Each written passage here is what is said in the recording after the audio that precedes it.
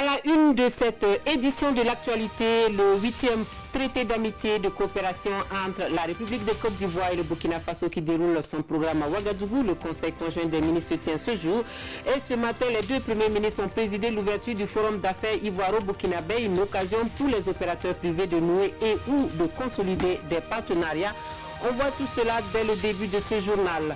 Un grand chantier de plus dans la ville de Ouagadougou, celui du bitumage de la voie de desserte des arrondissements 4 et 6 reliant la route nationale 4 de Fada à la route nationale 5 de Pau, qui vient d'être lancé. Le coup d'envoi des travaux à suivre dans cette édition.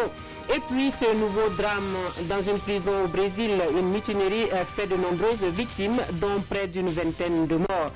Certains prisonniers ont été décapités et d'autres asphyxiés. L'univers carcéral brésilien fait partie des plus difficiles au monde. Bonjour à tous. Merci de suivre les informations de la mi-journée sur la télévision du Burkina. Un très bon appétit à vous qui êtes à table. Cela dit, c'est l'actualité phare de ce journal, le 8e traité d'amitié et de coopération entre la République de Côte d'Ivoire et le Burkina Faso qui se tient à Ouagadougou. La délégation gouvernementale ivoirienne est arrivée hier dans la capitale burkinabé avec à sa tête le Premier ministre Amadou Gon Coulibaly. Les deux premiers ministres président le Conseil conjoint des ministres qui permettra aux deux gouvernements d'examiner les propositions des experts avant de les reverser à la conférence au sommet des chefs d'État.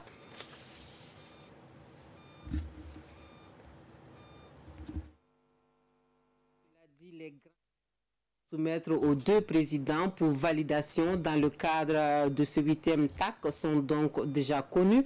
Il s'agit de volets de coopération touchant plusieurs secteurs tels l'énergie, la migration transfrontalière, les transports, entre autres. Les travaux des experts ivoiriens et burkinabés se sont achevés hier à Ouagadougou. Reportage Jean-Eudes Bayala, Amadou Ardodiko. Pour innover et rendre ce 8e traité d'amitié de coopération ivoiro-burkinabé plus performant, les deux délégations procédaient par analyse thématique des dossiers inscrits à l'ordre du jour. Les secteurs tels la sécurité, la migration transfrontalière, les transports et l'énergie, considérés comme dossiers prioritaires, sont passés en revue par les deux délégations dans un esprit consensuel. Le diagnostic général, une lenteur dans l'exécution de certains chantiers, est relevé. Vous savez, aujourd'hui, l'une de nos grosses contraintes, c'est la sécurité, la lutte contre le terrorisme, qui semble ne pas aboutir, mais qui avance progressivement. Donc, il y a énormément de chantiers. En fait, ce qu'on appelle chantier, c'est tout ce qui concerne la vie entre la Côte d'Ivoire et le Burkina. L'ambition d'innover au cours de ce 8e TAC est réelle à travers la production de documents, des rapports thématiques conjoints, la recommandation portant sur la création d'un secrétariat permanent piloté par le Premier ministre des deux pays et la tenue de cette rencontre tous les 2 ans. L'aspect innovateur s'agit essentiellement de l'approche thématique que nous avons adoptée. Et cela pour en fait avoir un contrôle et recadrer en fait cette coopération-là entre nos deux États. Et vous vous souviendrez que l'an passé, on avait jusqu'à une vingtaine de thèmes, parce que pratiquement tous les sectoriels étaient concernés. Mais on s'est dit que non, il faut qu'on priorise cette année certains thèmes qui sont d'enjeux majeurs, tels que la défense, la sécurité, la lutte contre le terrorisme. Il y a le secteur des mines, le secteur de l'énergie et il y a le secteur des transports. Des faits qui illustrent bien la volonté politique d'innover pour plus d'efficacité. Et ce matin, les deux premiers ministres ont aussi présidé l'ouverture du Forum des hommes d'affaires ivoiro-burkinabé en marge du TAC. C'est un cadre d'échange pour des partages d'expériences et pour nouer et ou consolider des partenariats entre opérateurs privés ivoiriens et burkinabés. Nous suivons cela avec Souleymane Sanou et Maïmouna Traoré. Forum des hommes d'affaires ivoiro-burkinabés, les opérateurs économiques des deux pays se retrouvent ici en marge de la 8e conférence du traité d'amitié et de coopération entre la Côte d'Ivoire et le Burkina Faso. C'est l'occasion pour eux de se pencher sur les problématiques liées au développement de leurs entreprises et d'entrevoir des perspectives en vue de dynamiser le secteur privé de ces deux pays. Il s'agit pour nous d'accompagner ces affaires économiques pour renforcer les relations et d'aller au-delà de simples échanges commerciaux pour former de véritables alliances économiques stratégiques au bénéfice de tous. En effet, avec l'avènement de la zone de libre-échange continentale africaine, qui offre des opportunités plus larges avec un marché de plus de 1,3 milliard de consommateurs, les opérateurs économiques de nos deux pays gagneraient à mutualiser leurs forces à travers des joint ventures, des co-entreprises ou des consortiums d'entreprises pour conquérir le marché africain. Pour les deux chefs de gouvernement, l'objectif est de faire du secteur privé le fer de lance du développement de la coopération économique entre le Burkina Faso et la Côte d'Ivoire.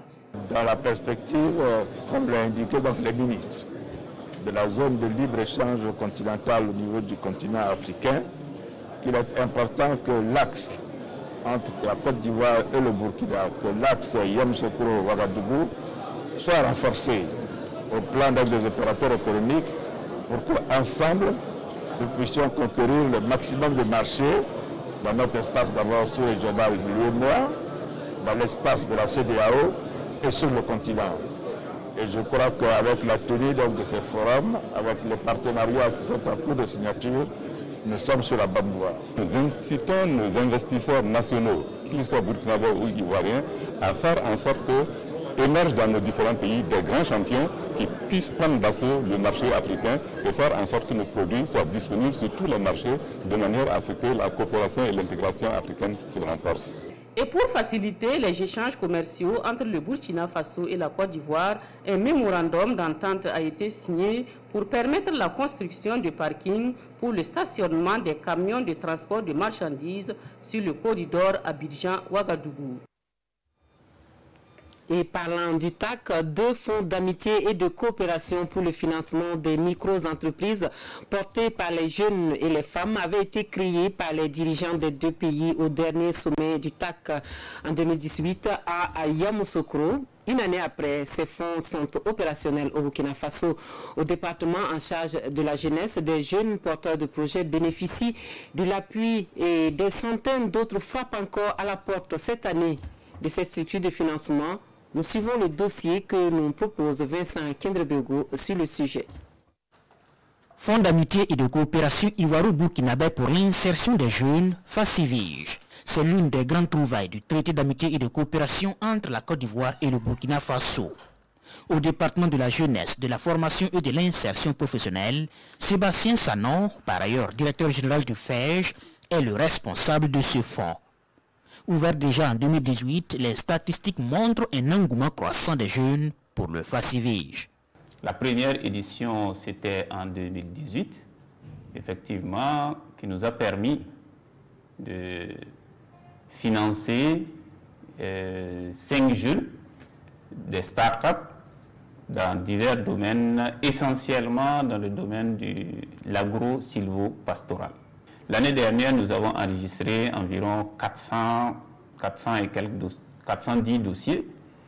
Et pour l'édition 2019, nous sommes environ quasiment au double. Nous sommes environ à 600 dossiers. Ce ligne de crédit est approvisionné à hauteur de 100 millions de francs CFA par l'État burkinabé. Les crédits octroyés vont de 2 à 5 millions de francs CFA et concernent des projets dans les domaines de l'agro-silvo-pastoral et l'éthique. Mais la sélection est très compétitive. Pour les 400 dossiers l'année dernière, nous étions environ à un besoin de financement de 2 milliards. Et cette année, pour les 500 dossiers, non, les 600 dossiers, nous avons enregistré environ un besoin de financement d'environ 3 milliards 500. 3 milliards 500, 4 milliards. Comme le FACIVIGE, un autre fonds de même type est institué au ministère en charge de la femme, visant à promouvoir l'entrepreneuriat féminin à travers le financement de micro-projets portés par les femmes dans les deux pays. Autre actualité, le Forum national de la jeunesse au centre d'un entretien hier à l'Assemblée nationale entre le chef du Parlement burkinabé et le ministre en charge de la jeunesse. L'événement initialement prévu pour se tenir du 10 au 12 août 2019 est repoussé en septembre pour des raisons de calendrier. Le ministre le chef du département donc de la jeunesse, Salifou Thiam-Touré, annonce par la même occasion des innovations pour cette édition de ce forum qui devrait mettre l'accent sur la promotion de l'entrepreneuriat des jeunes. On voit cela avec Gérard Somé et Ismaël Diloma Sirima. L'Assemblée nationale n'organisera plus de forum des jeunes. Désormais, la tâche revient au ministère en charge de la jeunesse. Déjà, le département de Salifou Thiam-Touré dit être prêt pour l'organisation de ce cadre de dialogue. Cependant, on nous apprend que les dates du 10 au 12 août préalablement prévues ont été reportées en septembre. Parce que le 11, nous avons donc le Ramadan et de la Tabaski, et puis le 15, l'Ascension. Donc, nous avons donc vu avec son Excellence pour reporter donc à une autre date dans le mois de septembre. Avant de fixer la date définitive du Forum national des jeunes, le ministère de la Jeunesse a sollicité le parrainage du président de l'Assemblée nationale. Et nous osons espérer qu'à l'issue de ce forum, en tout cas, il y aura des recommandations fortes qui nous permettront, en tout cas au niveau de l'Assemblée aussi, d'assumer notre rôle qui est de voter la loi. Comme innovation de ce Forum national des jeunes, il est prévu une compétition des meilleurs projets d'affaires. Au niveau du Forum national, il y aura près de 50 compétiteurs. Et nous avons écrit à tous nos partenaires techniques et financiers, à tous les opérateurs économiques, aux entreprises, pour qu'ils puissent primer ces jeunes-là. Et ceux qui auront donc des innovations qui peuvent créer beaucoup d'emplois, ces gens seront donc non seulement primés, mais aussi pris en charge pour monter donc ces projets-là. Le ministre Salifou Thiam-Touré de souligner que la jeunesse est une solution pour l'emploi, la sécurité, le terrorisme et bien d'autres maux. Et des projets d'entreprise qui vont devenir très vite une réalité, c'est bientôt le cas. Les porteurs de projets qui se frottent les mains sont plus de 1000 jeunes retenus dans le cadre de la compétition de plans d'affaires pour bénéficier de financement.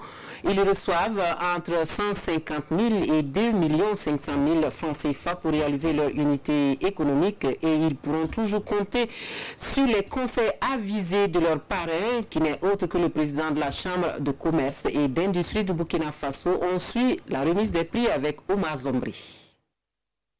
Evelyne Marie Capot reçoit ici son chèque de 2 550 000 francs CFA pour la réalisation de son plan d'affaires. Son projet, c'est un restaurant mobile. Aller là où il y a de la demande plutôt que d'attendre les clients. L'innovation, c'est le camping-car. Voilà.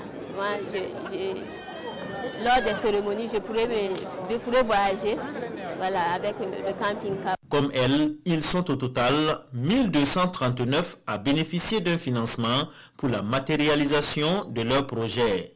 Les financements sont compris entre 150 000 et 2 550 000 francs CFA. Fait notable, parmi les bénéficiaires, 63% sont des femmes. Aujourd'hui, nous avons donc remis 1239 chèques à des jeunes et à des femmes pour donc pouvoir réaliser leur plan d'action. Cela a été possible grâce à la mise en œuvre donc, du programme emploi des jeunes et développement des compétences que la Banque mondiale nous a aidé à financer à hauteur de 25 milliards. Il y a beaucoup qui ont des projets, mais comme il fallait faire un choix, il fallait voir ceux qui ont des projets viables, des projets dont la réalisation est presque sûre, des projets dont nous avons la certitude qu'on peut les accompagner auprès des partenaires financiers. Les attentes de ce projet ont été largement dépassées car sur un objectif de base de 1000 projets de jeunes non scolarisés et 200 projets de jeunes diplômés, ce sont 39 projets de plus qui ont été primés. Les zones d'intervention sont les régions du centre-ouest, des hauts-bassins, du nord et du plateau central. D'autres talents jeunes qui s'expriment à la 4e édition de la compétition d'art oratoire. Cette compétition regroupe à Ouagadougou 60 étudiants de 12 pays d'Afrique de l'Ouest et du Centre. Ils compétiront sur des thèmes d'actualité. Tribune d'intégration de la jeunesse, la COPAD entend rassembler les jeunes autour de l'idéal panafricain, promouvoir la diversité culturelle et la tolérance religieuse. Le top de départ de la Coupe panafricaine des débats est donné hier 29 juillet à Ouagadougou par l'épouse du chef de l'État burkinabé Sika Kaboré. Reportage sur la Ouattara Maïmouna Traoré. Le lycée Philippe Zenda Kaboré contre le lycée Saint-Viateur. Une démonstration d'élèves qui annonce ici les couleurs de la 4e édition de la Coupe panafricaine des débats. Au total, 60 étudiants de 12 pays ouest-africains et d'Afrique centrale prennent part à cette compétition. 6 jours de débats oratoires au cours desquels ces jeunes vont s'affirmer, se découvrir et s'affronter sur des thématiques d'actualité. Les sujets des compétitions dans les poules touchent entre autres aux grandes problématiques d'actualité comme l'autonomisation de la femme, le dividende démographique, l'histoire africaine et j'en passe. La finale aura pour sujet la force du G5 Sahel est un bouclier efficace contre le terrorisme dans le Sahel. Pour des raisons de fair play, il est demandé à chaque équipe de ne pas attaquer l'autre, mais d'argumenter simplement. Toute attaque considérée comme malveillante sera sanctionnée par des pertes de points. La Coupe panafricaine des débats est une initiative de l'épouse du chef de l'État malien pour favoriser l'intégration de la jeunesse africaine et susciter son engagement dans l'œuvre collective de construction de l'Afrique. Réunir des jeunes de 12 pays africains, Afrique de l'Ouest, Afrique centrale, c'est contribuer à l'intégration régionale. Nous pensons que à travers cette compétition, ces jeunes apprendront à se connaître, au-delà de renforcer leurs capacités, leurs talents, parce que c'est l'Afrique de demain que nous construisons ainsi.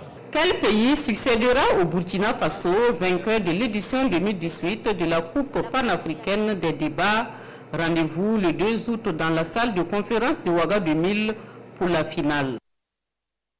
Autre chose à présent, la capitale burkinabé est un grand chantier en ce moment avec des travaux de construction, de réhabilitation de routes et de voiries à travers la ville. Le dernier chantier en date, celui de bitumage d'une route de plus de 10 km à Ouagadougou qui vient d'être lancée.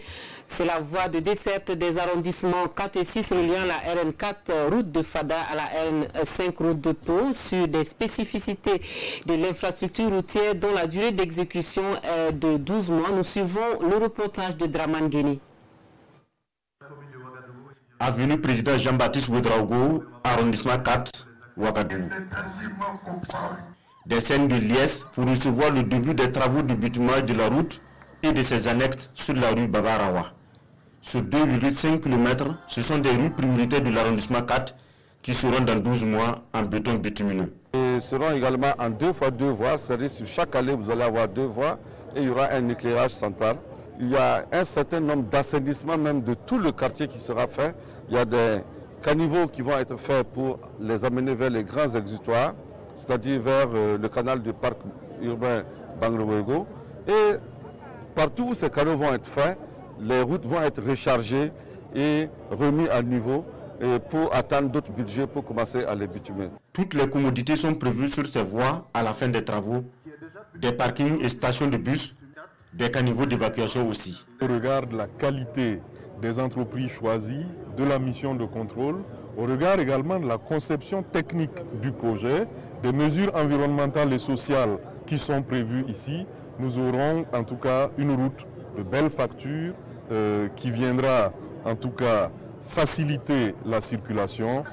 4,5 milliards de francs CFA, c'est le coût total des infrastructures financées par l'Agence française de développement et portée par la mairie de Ouagadougou. Le mot de politique de ce journal nous conduit d'abord à Banfora où le président de l'Union pour le progrès et le changement rencontre les militants de l'UPC de la Comoé dimanche dernier. Le message de Zéphirin Diabré à la base, c'est une mobilisation tous azimuts pour les futures batailles. Reportage Mané Kahien, Moumouni Barou. Zéphirin Diabré, président de l'UPC, l'Union pour le progrès et le changement, en communion avec ses militants de base de la province de la Comoé. L'accueil est chaleureux. À l'entrée de la ville de Banfora, les militants sont au rendez-vous.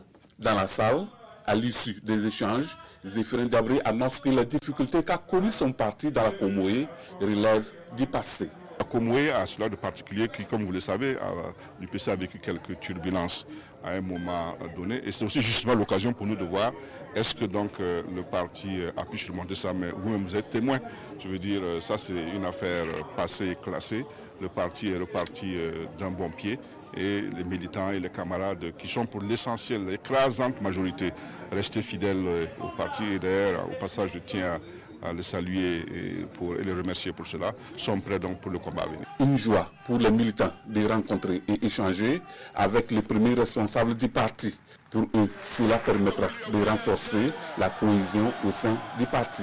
Comme vous l'aviez vous-même constaté, nous sommes très heureux d'accueillir notre président, chose que nous attendions depuis longtemps pour pouvoir encore aller d'avance, pour pouvoir aller dans les provinces, dans les communes et conquérir plus de voix. Parce que cela nous galvanise et nous aide à avancer. Avant de rencontrer ces militants, Zéphirin Diabré a effectué une visite de courtoisie aux autorités religieuses de Banfora pour des bénédictions.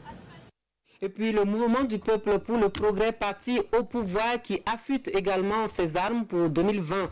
Le week-end dernier, une délégation du bureau politique national du MPP était dans le Passoré pour galvaniser les troupes, mais aussi pour recueillir les préoccupations des militants dans cette localité. La délégation conduite par le docteur Émile Pargui-Parié a aussi validé la mise en place des bureaux des différentes structures communales. Reportage Irénée Kaboré, Alex Zagri.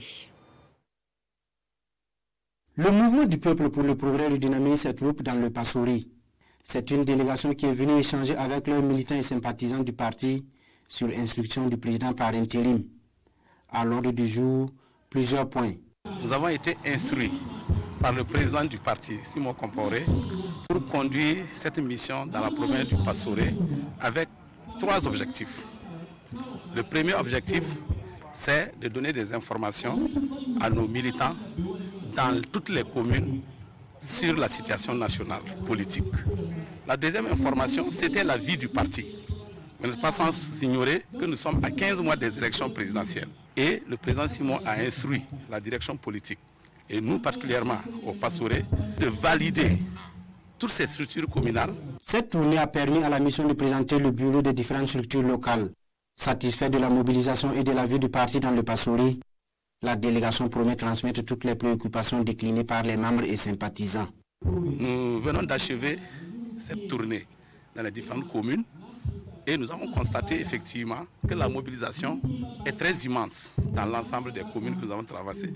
Et le clou de l'événement, c'est aujourd'hui à Arbolé, où nous voyons une mobilisation immense des femmes, des jeunes et des anciens. Nous avons recueilli leurs doléances, leurs préoccupations et nous allons les porter au plus haut sommet. Nous avions invité également nos militants à s'impliquer. Parce que quand vous voulez quelque chose, une chose est que nous sommes en mission. Et nous sommes sortis parce que le MPP se veut un parti qui est proche de ses électeurs, qui est proche de ses militants et qui part à l'écoute des préoccupations de ses militants. Après avoir parcouru toutes les 9 communes du Passoré, la délégation retourne avec satisfaction. L'objectif pour le MPP selon la mission, c'est de sillonner toutes les 351 communes pour une mise en forme de ces structures.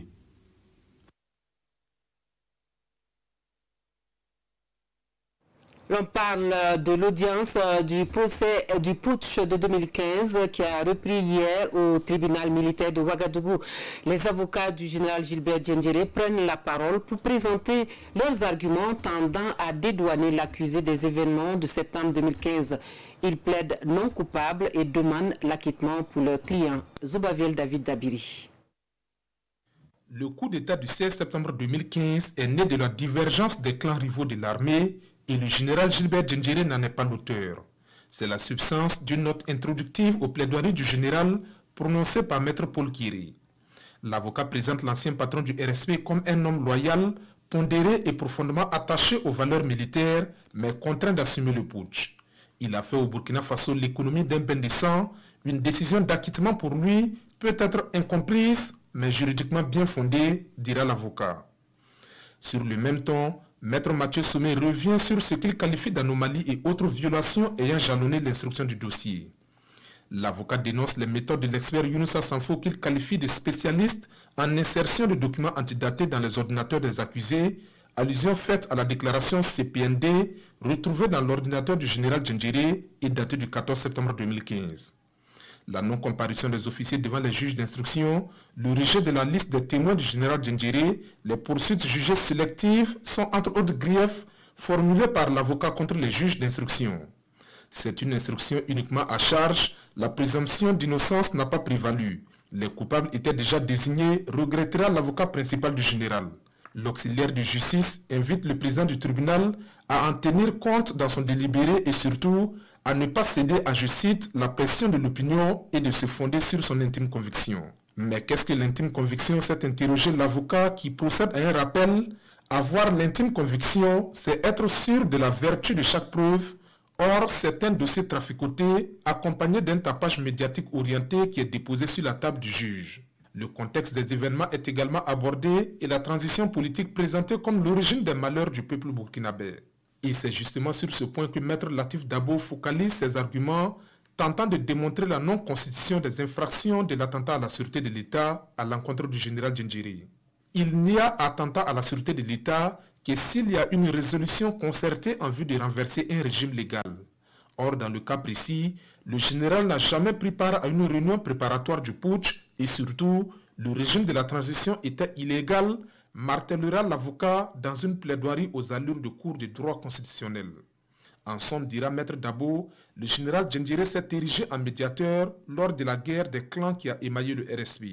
Il est donc inadmissible que l'on érige un médiateur en instigateur du putsch. Si c'est le cas, le Mogo Naba et les autres médiateurs devraient être poursuivis. Des propos qui ont suscité quelques rires dans une salle d'audience clairsemée. L'audience reprend ce jeudi 1er août 2019 à 9h au tribunal militaire de Ouagadougou. Sécurité alimentaire et amélioration de la production agricole, voici un projet qui devrait soulager le monde paysan sur bien d'aspects. Il s'agit du projet de réduction de la contamination du maïs et sous-produits à base de maïs par l'aflatoxine au Burkina Faso, un projet ambitieux pour l'agriculture burkinabé. On voit cela avec Ali Doubadini et Moumouni Soubega. Les aflatoxines, des toxines produites naturellement par certains champignons, contaminent de nombreux aliments en Afrique comme le maïs, le riz et le manioc. Le projet de réduction de la contamination du maïs et sous-produits à base de maïs par les aflatoxines au Burkina et en Afrique de l'Ouest, RECEMA-BF vise à barrer la route à ces substances aux conséquences multiples.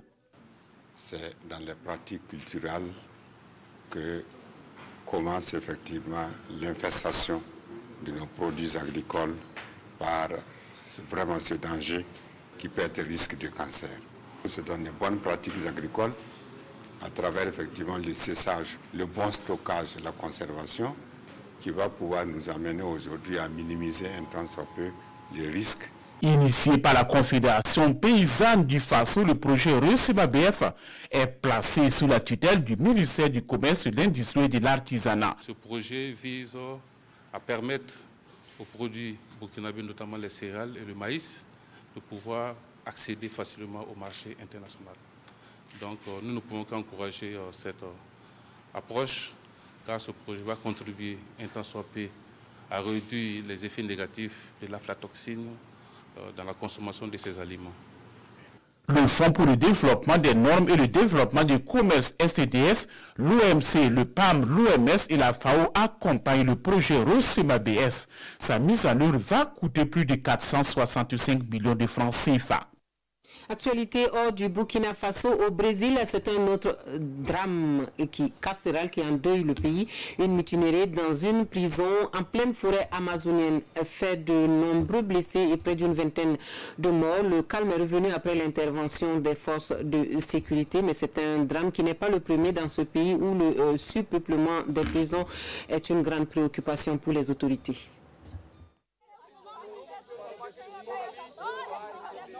Le Brésil à nouveau endeuillé par une mutinerie dans l'une de ses prisons.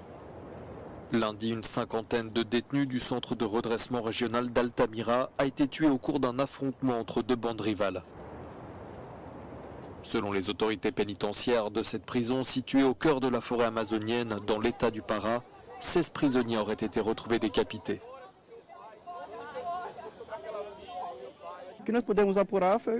La scène est macabre. Il y a eu des décapitations, des gens qui ont été asphyxiés par la fumée. Mais maintenant c'est calme, c'est plus calme.